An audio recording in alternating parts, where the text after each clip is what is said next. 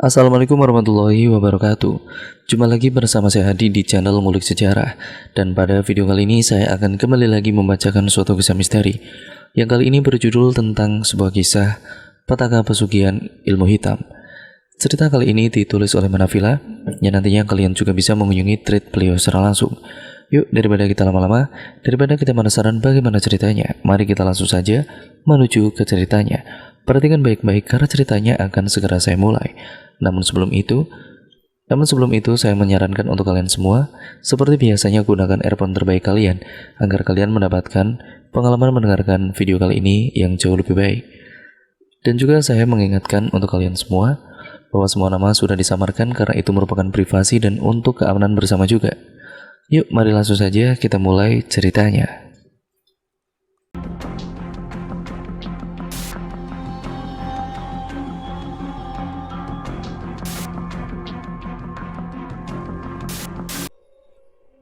Dalam satu keluarga, Dinar adalah anak tertua dari pasangan Bu Vera dan Pak Rama. Wanita cantik berusia 21 tahun ini memiliki dua adik bernama Leon dan Dinda.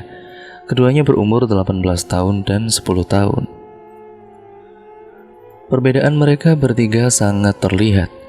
Dinar lebih suka mengoleksi barang kuno, sedangkan Leon menjadikan melukis sebagai hobinya. Dinda memiliki hobi yang tidak biasa, yaitu usil bin jahil.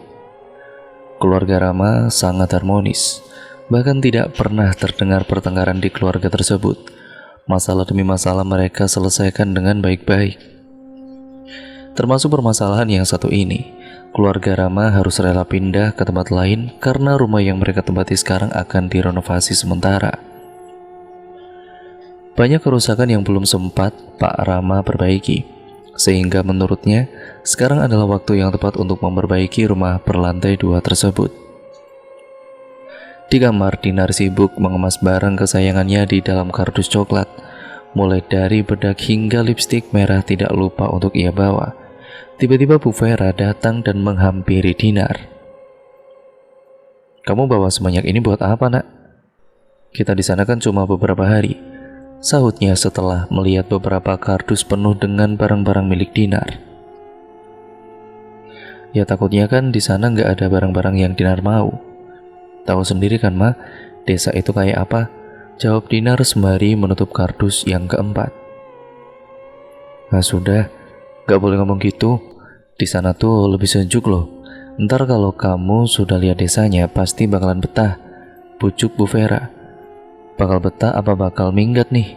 Bu Vera mengangkat kedua pundaknya. "Mana Mama tahu, kan kamu yang ngerasain." Dinar tersenyum memeluk sang mama. "Iya deh, iya. Dinar cuman bercanda kok.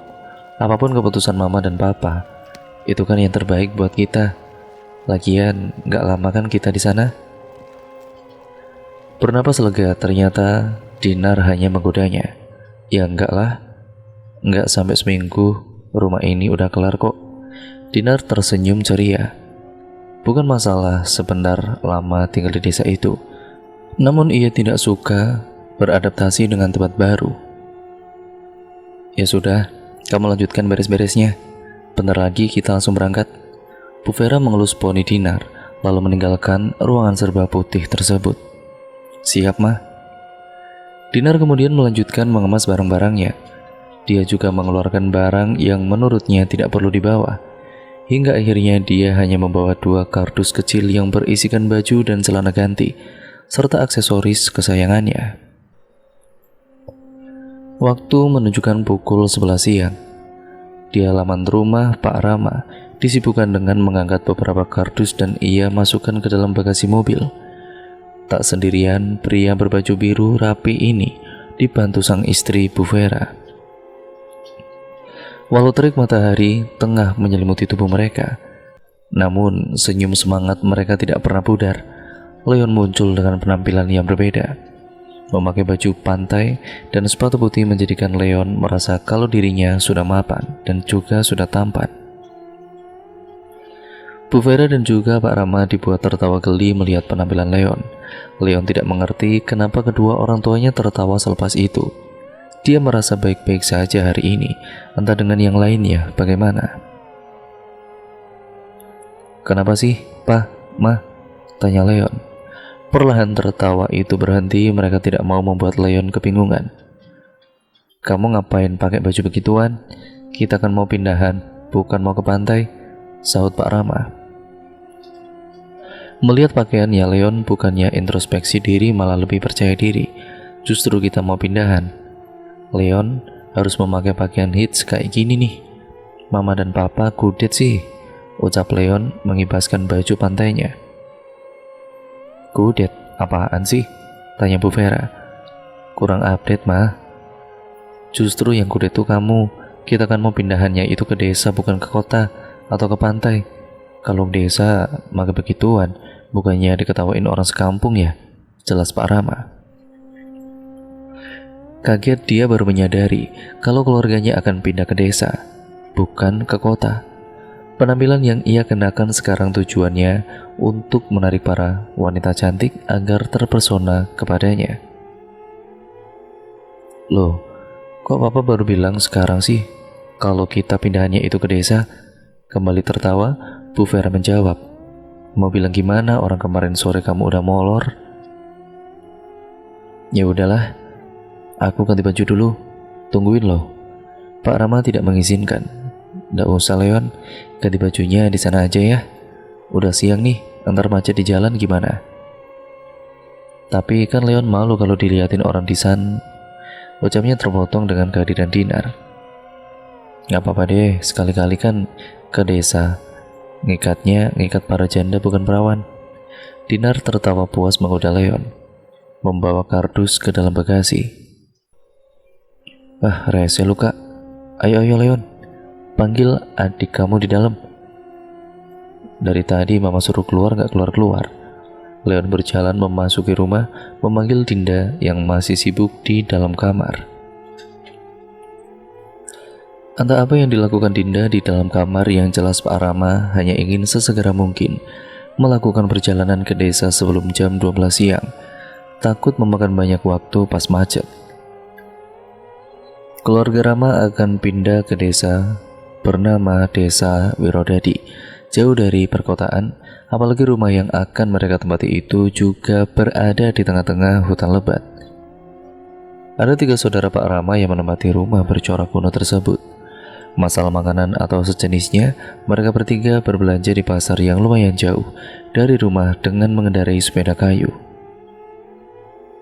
Sudah hampir 1 jam perjalanan, tibalah mereka di jalan Desa Wirodadi.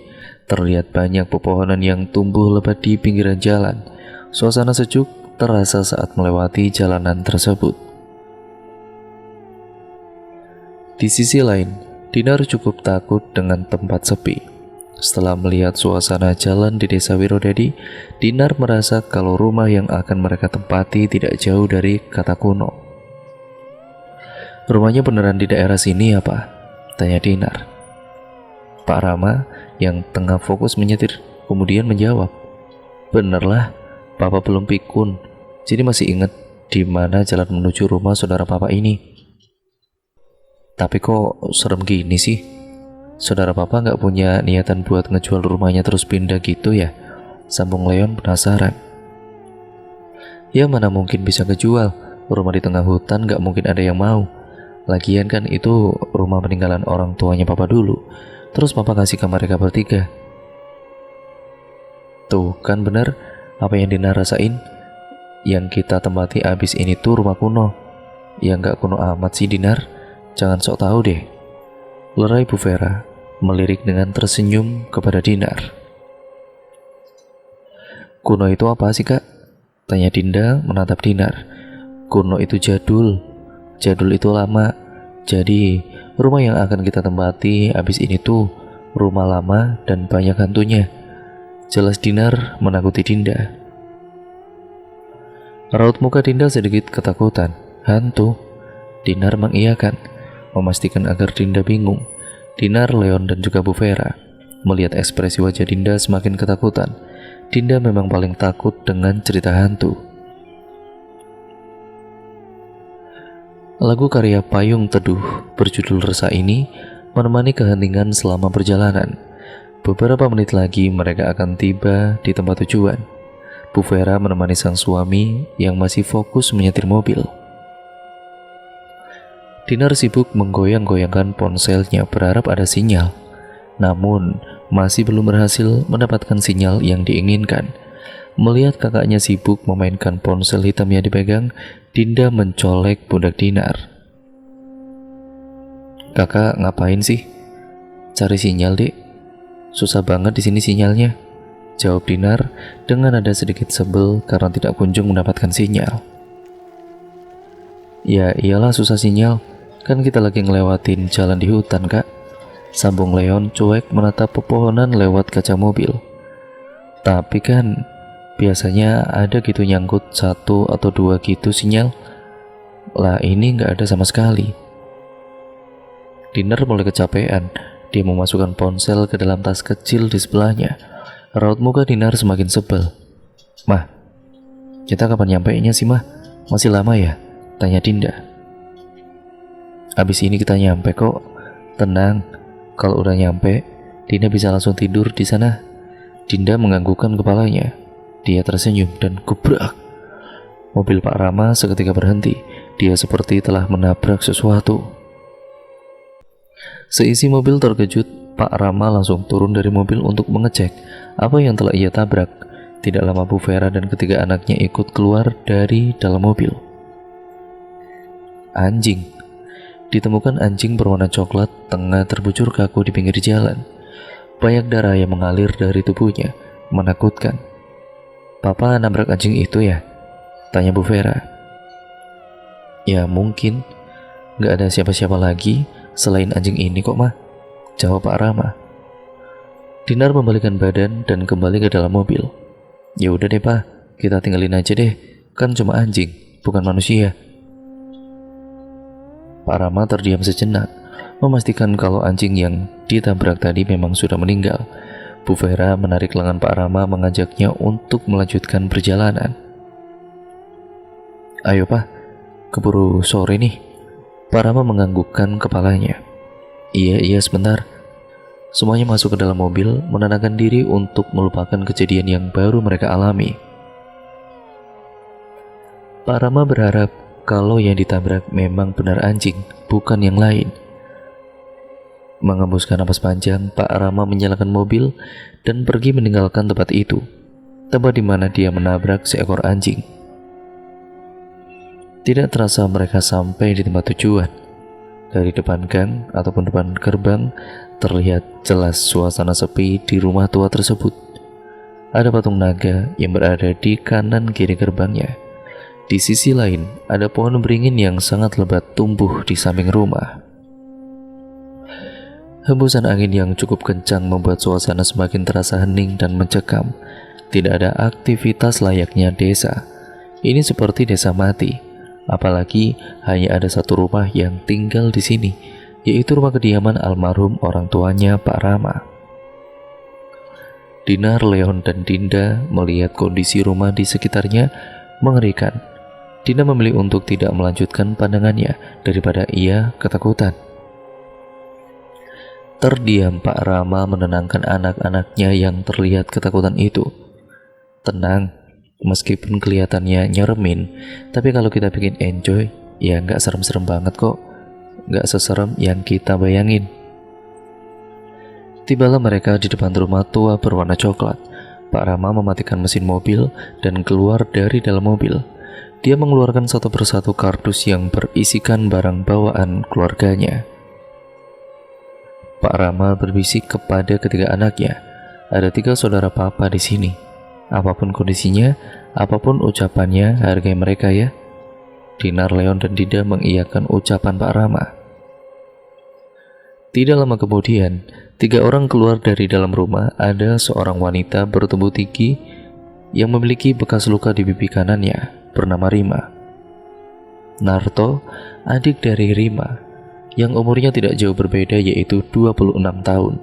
Jono, kakak dari Rima dan juga Narto, yang mana mata kanannya membengkak sehingga sedikit sulit untuk membuka mata kanannya tersebut. "Selamat sore Rima, Narto, Jono." Pak Rama mengawali untuk berjabat tangan dengan ketiga saudaranya itu. Jono, Rima, dan Narto tersenyum menyambut Pak Rama sekeluarga dengan baik. Pak Rama memanggil Dinar dan juga adik-adiknya. Kenalin, ini ada Tante Rima, Om Narto, dan juga Om Jono. Dinar, Leon, dan Dinda mencium tangan saudara papanya tersebut. Bu Vera pun juga bergabung ikut bersalaman. Sebelumnya kami minta maaf karena mendadak kesini rame-rame nggak ngabarin kalian dulu. Nggak apa-apa Mbak, kapanpun Mbak dan juga Mas membutuhkan, kami bertiga siap membantu kok, jawab Jono dengan suara besarnya. Makasih Jono. Untuk beberapa hari ke depan kita numpang tinggal di sini ya, sahut Pak Rama. Jono menganggukkan kepalanya. Iya tentu boleh, ayo silakan masuk. Pak Rama membawa 2 kardus bawaannya dan mengikuti langkah Jono memasuki rumah. Mari, saya bantu Mbak, kata Rima pelan. Rima membantu Bu Vera membawa barang-barang bawaan ketiga anaknya, juga berjalan pelan menuju dalam rumah.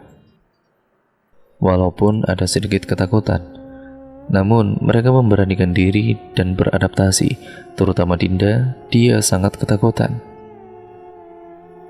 Waktu menunjukkan pukul 5 sore dan langit senja masih terlihat indah. Namun, di sini waktu sore terasa seperti waktu tengah malam, sangat sepi dan juga hening. Apapun ataupun apa mungkin bisa. Ketiga saudaranya Pak Rama tinggal di desa seperti ini. Tidak ada warga lain selain mereka bertiga. Benar-benar menakutkan.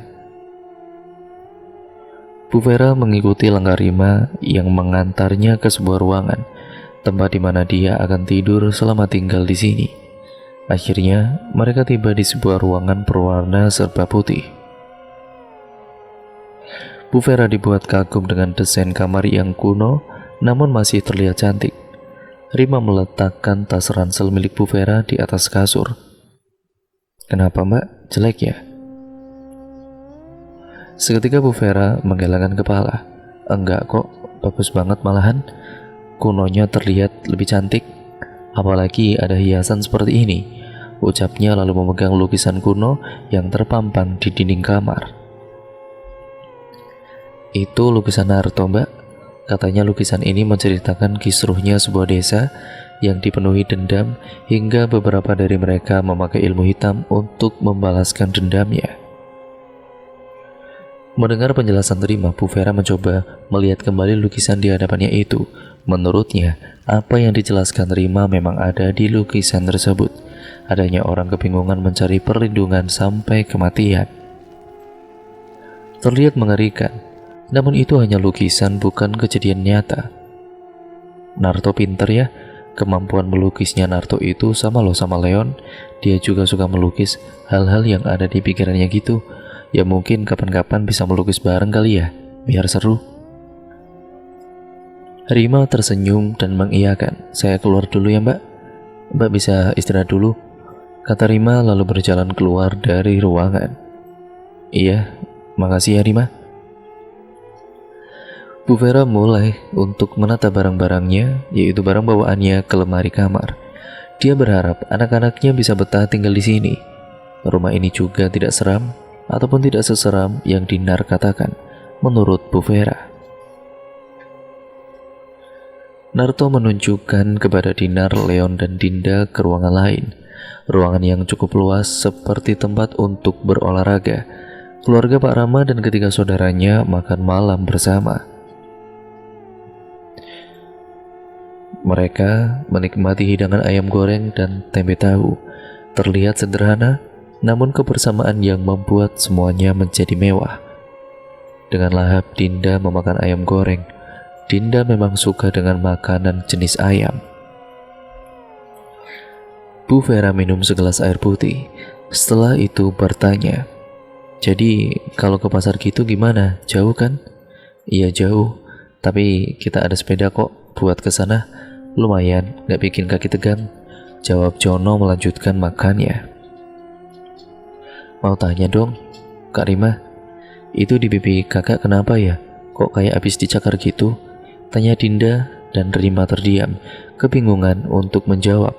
Lalu Pak Rama memotong obrolan. Dinda, gak boleh gitu. lanjutin makannya.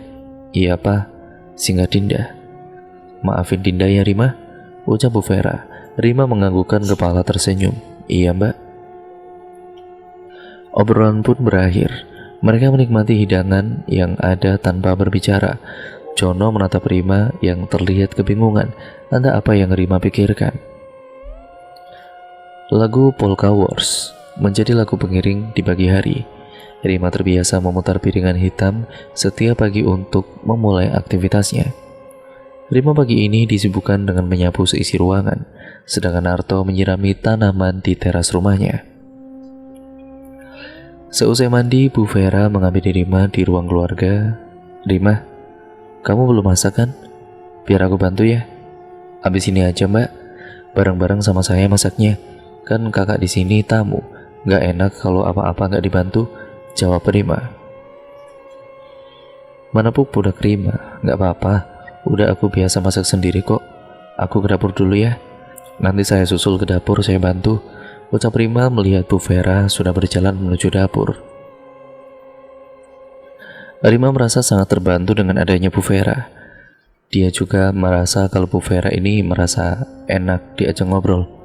Menyembunyikan sesuatu hal besar sendirian sangat tidak mudah bagi Rima.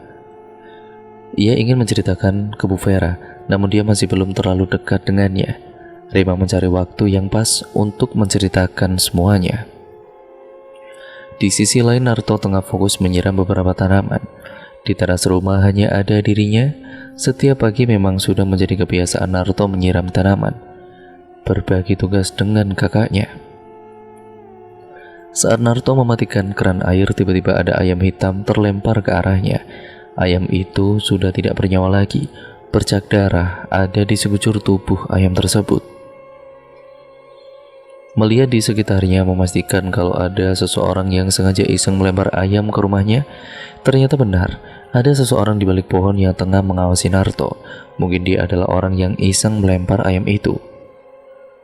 Woi, ngapain ngelempar ayam ke sini?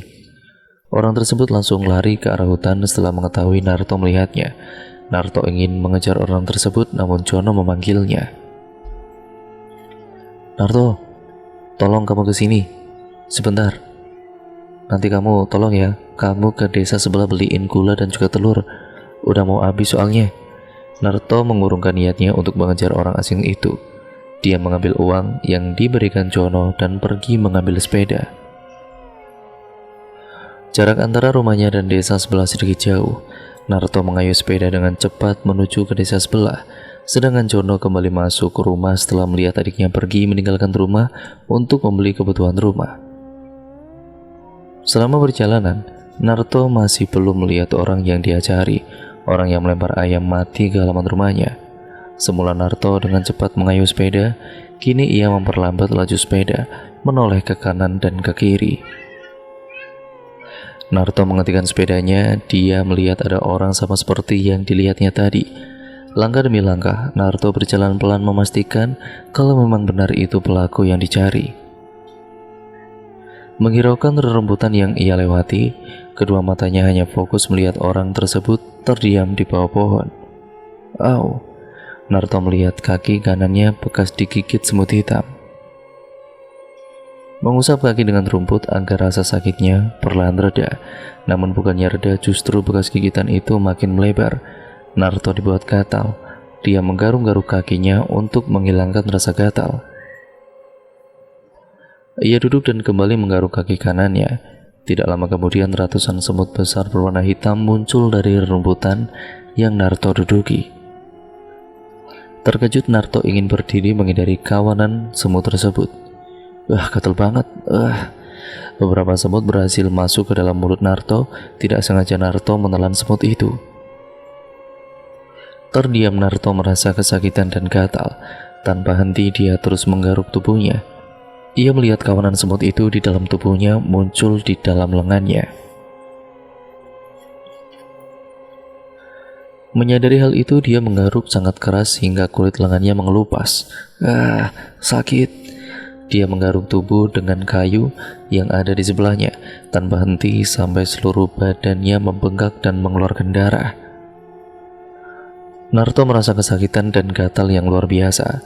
Banyaknya semut yang masih menyerangnya membuat Naruto kewalahan. Tiba-tiba tubuhnya melayang seolah ada yang mengendalikan tubuhnya.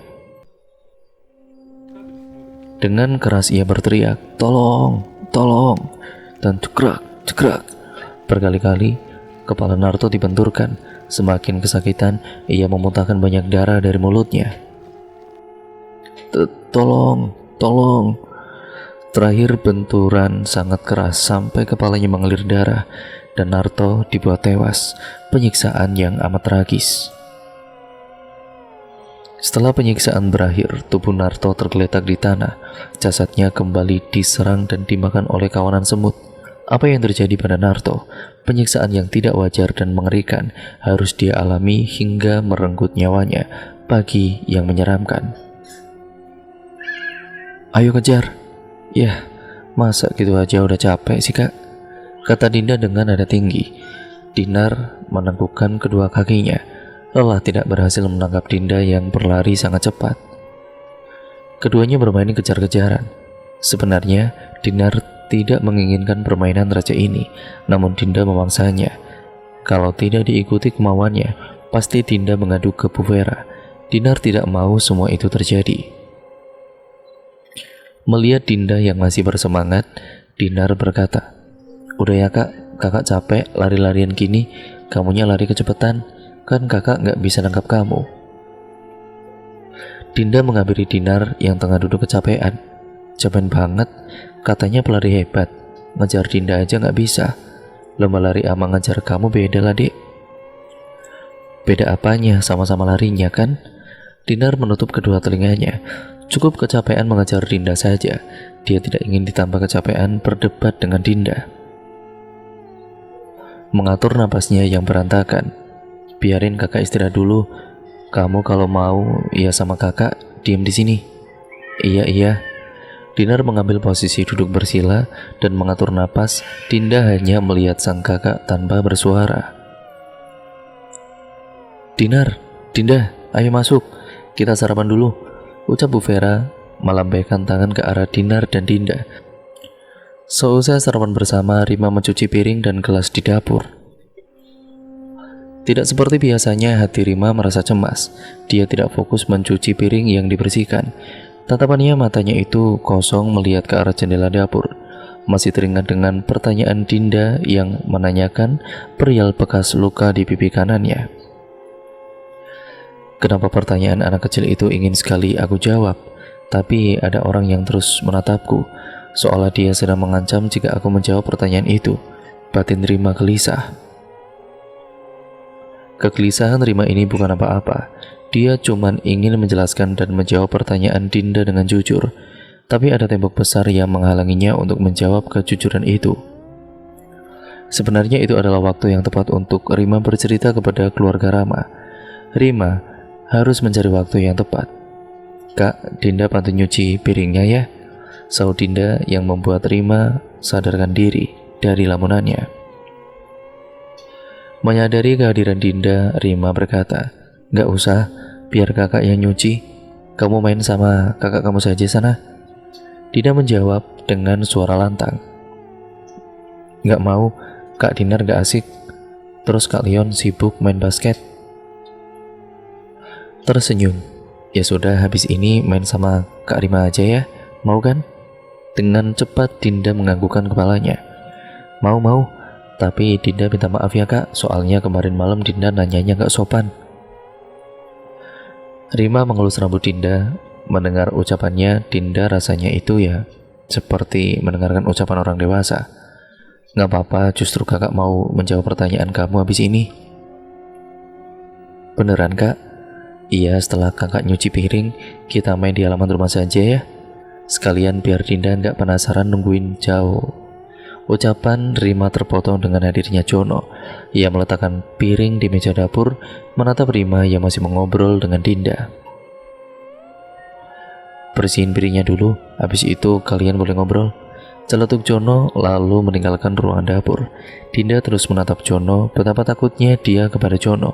Suara keras ditambah lagi badannya yang menggumpal, membuat Dinda berpikiran kalau Jono bukan orang yang terlalu baik.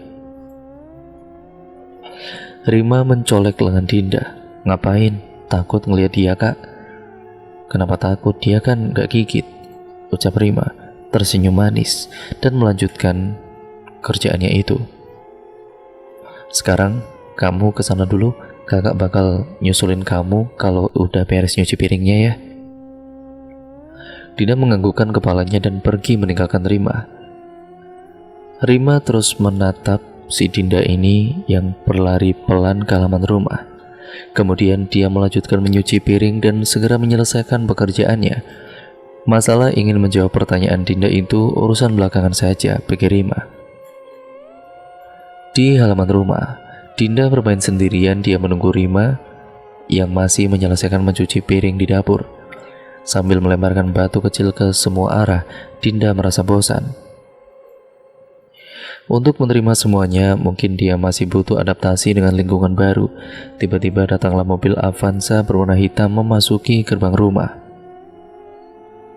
Dinda terus melihat mobil itu, tidak mengetahui siapa yang ada di dalam mobil. Hingga saatnya mobil berhenti, seorang pria keluar dari dalam mobil. Pria berwajah tampan serta berpenampilan natural ini tidak asing bagi Dinda. Ya, dia adalah Yuda, pacar kesayangannya Dinar. Dengan mantap Yuda melangkahkan kaki menuju Dinda. "Halo manis, sendirian aja? Mana kakak kamu?" "Ada di dalam, Kak. Bentar aku panggilin." Dinda beranjak pergi, berdiri dan masuk ke dalam rumah. Belum sampai ke dalam rumah, Dinar sudah keluar rumah dengan senyuman manis kepada Yuda. Dinda sudah menduganya kalau sang kakak akan seperti itu. Dinar menyapa Yuda dan mencium pipi pria di hadapannya. Keduanya tersenyum dan mengobrol di teras rumah. Dinar melihat Dinda yang masih melongo melihatnya di samping pintu. Memang, keduanya sudah lama menjalin hubungan. Tidak heran jika mereka sudah akrab satu sama lain. Keluarga mereka pun juga sudah mengetahui hubungan keduanya. Leon asik bermain basket di halaman rumah. Walaupun sendirian, ia sangat terhibur dengan adanya bola basket. Dia terus memainkan bola oranye itu tanpa henti. Teriknya matahari tidak membuat Leon kelelahan.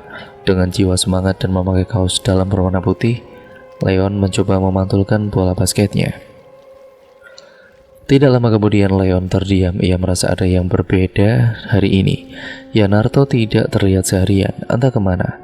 Dari tadi dia mencari keberadaan Naruto untuk diajak bermain basket, tapi tidak kunjung ketemu. Leon mengakhiri bermain basket dan berjalan memasuki rumah, menanyakan kepada sang papa. Barangkali dia mengetahui keberadaan Naruto. Saat di ruang keluarga, Leon melihat ada Pak Rama dan Jono sedang berbincang sambil menyeduh teh hangat. Menghampiri mereka berdua dan bertanya, Papa tahu nggak di mana Kak Naruto? Soalnya dari tadi Leon cariin nggak ketemu." Pak Rama belum sempat menjawab. Jono berkata, "Dia lagi beli kebutuhan rumah di desa sebelah."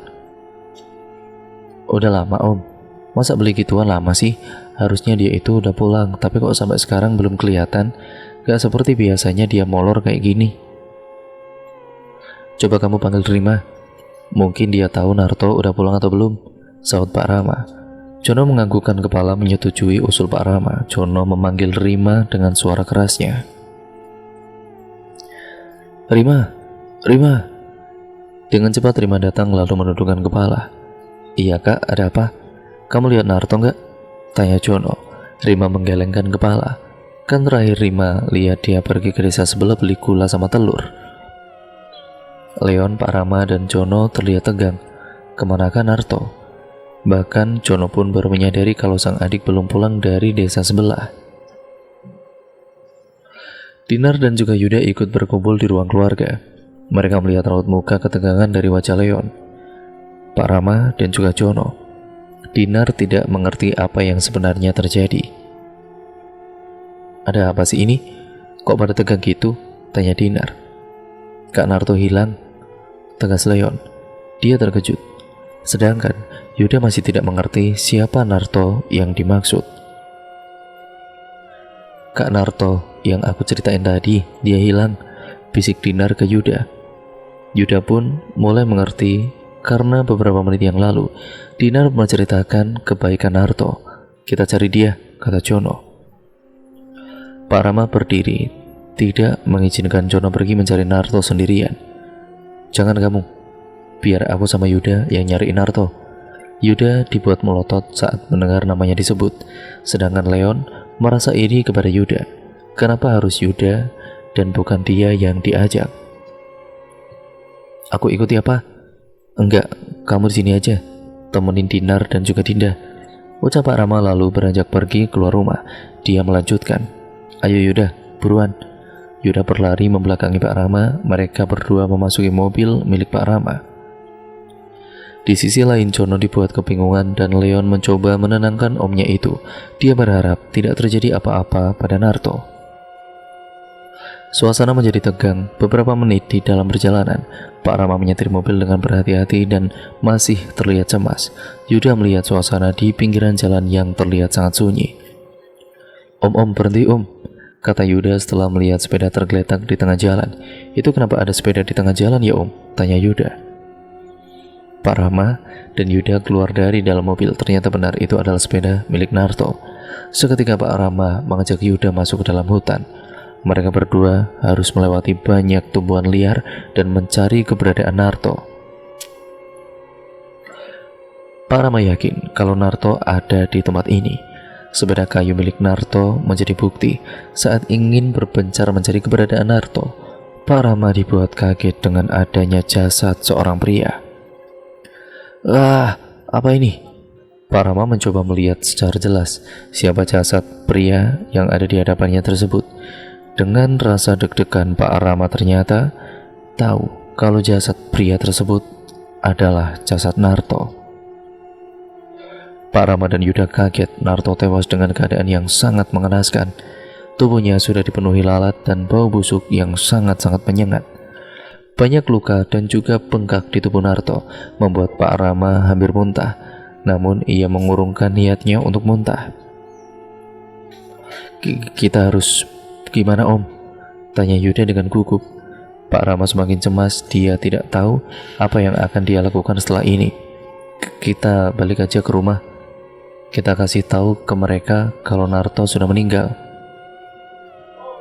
Terus jasadnya kita kubur di sini saja. Kamu cari kayu atau apa gitu buat gali tanah. Om akan cari kain di bagasi buat membungkus jasadnya Narto. Jelas Pak Rama lalu berlari ke mobil untuk mencari kain. Yuda kemudian mencari kayu dan segera menggali tanah. Jasad Narto dimakamkan di tempat dia tewas. Setelah menenangkan Jono dan membawanya ke kamar, Leon berjalan pelan menuju dapur. Dia merasa lapar karena sarapan tadi belum cukup baginya. Kabut banget. Ngapain ya enaknya? Belum sampai dapur, Leon kemudian menemukan mainan masak-masakan milik Dinda berserakan di atas meja. Sudah menjadi kebiasaan Dinda kalau habis bermain tidak dirapikan. Berdecak heran, kenapa adiknya tidak menyadari kalau dia sekarang di rumah orang lain, bukan di rumahnya. Ada Bik Yanti yang membantu keluarga Pak Rama membereskan rumah. Leon memasukkan benda-benda mainan Dinda ke dalam kardus kecil yang ada di samping meja. Ada yang menarik dari mainan Dinda, pisau mainan berwarna hitam. Leon mengambil pisau itu, melihat dengan jelas. Masih kecil udah mainan pisau, gimana ntar kalau udah besar? Perlahan Leon menggarukan pisau itu ke perutnya. Geli, semakin keras Leon menggarukan pisaunya, semakin geli rasanya. Tidak hanya perut, dia menggarukan pisau itu ke lehernya. Enak-enak banget, erti Leon. Di sisi lain, Dinar melihat sang adik di dekat dapur yang sedang menyayat lehernya sendiri. Seketika Dinar berlari menegur Leon. "Leon, kamu ngapain sih?" tegas Dinar sambil ketakutan melihat kelakuan Leon. Leon menjawab dengan nada pelan, seolah kehilangan banyak darah dan bertahan hidup. Ini kak, pisau mainan Dinda. Itu bukan pisau mainan, itu pisau beneran, Leon." Mendengar teriakan Dinar, Leon berhenti menggarukan pisau hitam itu. Baru ia sadari ternyata tubuhnya sudah banyak luka, terutama di perut dan leher Leon. Darah mengalir deras disertai kulitnya sobek lebar di kedua bagian tersebut. Dan cerita pun akhirnya bersambung ke part yang selanjutnya ya teman-teman. Nah, cerita ini benar-benar sangat menarik dan sangat seru untuk kalian nantikan kelanjutan ceritanya. Cerita ini akan bersambung ke part yang kedua, yaitu sekaligus menjadi part yang terakhir dari keseluruhan alur ceritanya. Jadi, nantikan terus ya teman-teman hanya di channel ini. Jangan lupa untuk kalian like, comment, dan share, serta subscribe untuk kalian yang belum. Nyalakan tombol lonceng notifikasinya agar kalian tidak ketinggalan video terbaru selanjutnya dari channel ini dan juga kelanjutan cerita kali ini. Intinya bagaimana yang terjadi dengan keluarga ini nantinya dan apa rahasia yang telah ditutupi dari keluarga saudaranya itu. Kita nantikan saja di part yang selanjutnya dan sekaligus menjadi akhir dari keseluruhan ceritanya. Sekian dan terima kasih ya teman-teman, kurang lebihnya mohon maaf. Semoga kalian terhibur dan sampai berjumpa di video terbaru selanjutnya dari channel ini dan kelanjutan dari cerita ini. Wassalamualaikum warahmatullahi wabarakatuh.